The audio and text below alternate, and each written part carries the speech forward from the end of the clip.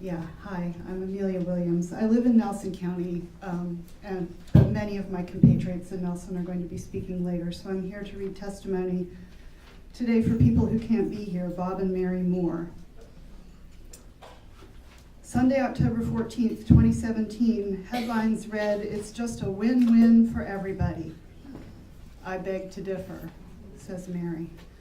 So I would like to take this time to briefly describe how it is going to affect our parents, Bob and Mary Moore, and our lives. Oh, I'm sorry.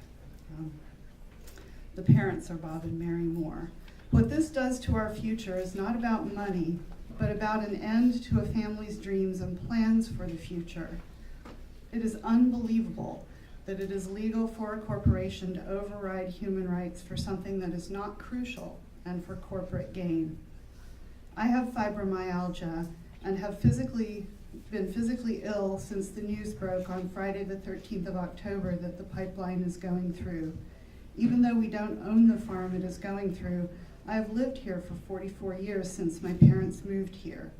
When my husband and I married 38 years ago, we started our lives here, built our home on a lot adjoining our parents' farm, and plan to live here the rest of our lives. The Atlantic Coast Pipeline proposes to put a 42-inch pipeline within 150 feet of the edge of Bob and Mary Moore's home on their 20-acre farm. They are 85 and 91 years old, respectively. We do not understand how this can possibly be legal, since we've been told that you cannot build within 600 feet of the pipeline once it goes through.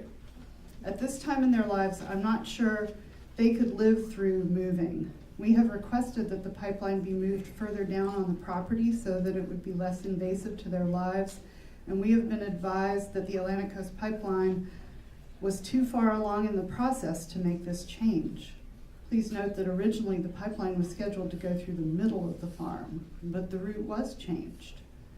My father purchased this farm 45 years ago, cleared the property of old buildings, brushed trees, and built a home. This farm also won him an award of Farmer of the Year in West Virginia. He has spent the remaining years making it into his small piece of heaven. He retired at the age of 55 to farm. His greatest pleasures are trail riding his horse and working on the farm. Both of our parents are remarkable for their age. Dad has had heart surgery, bladder cancer, and suffered from a stroke along with several mini strokes.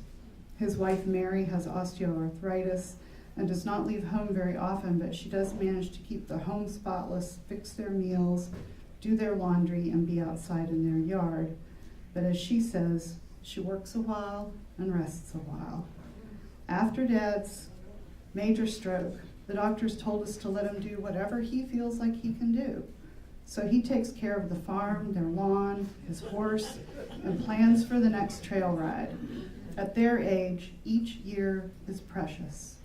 Their wealth is in their home and farm. Even if they could afford to move, it would not be possible physically or mentally at their age to start over.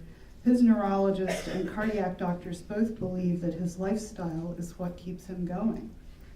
While my husband and I do not have a financial investment in the farm, we have emotional investment here. We built our home here, raised our sons, built our barn on the farm, and share the farm with him to keep our horses. Our home is nothing fancy, and my husband built it himself, but we have invested more than it would appraise for because this was never a concern. We plan to live here the rest of our lives. Because of my professional experience in education, I've been offered jobs all over the United States for more money than I could dream of making in West Virginia. But this was never a consideration because we wanted to be close to our parents, and we shared the love of horses and trail riding with Dad. Several years ago, we purchased an acre of property in front of our home for twice its value, tore down the house, and it was our oldest son's plan to build a home on it. Now our son is in the process of closing on a piece of property elsewhere because he does not want to live this close to the pipeline. I'm terrified of living this close to the pipeline and cannot imagine living here anymore, so we too are in the process of selling our residential rental property and making arrangements to move. Financially, we won't be able to buy a farm, so I will not be able to keep our horses, Being my father's daughter, this is devastating for me. I have ridden horses for over 55 years. People tell us it won't be that big of a disturbance in our lives, but we know better. When the sewer line went through our property along with my father's farm, we experienced firsthand what it was like for your property to be taken over by eminent domain. This is another long story, but putting it simply, it was a nightmare. Shortly after this invasion, my father had a major stroke. While I cannot provide medical proof, I witnessed the daily stress and agony he went through and can only imagine how this pipeline is going to affect him.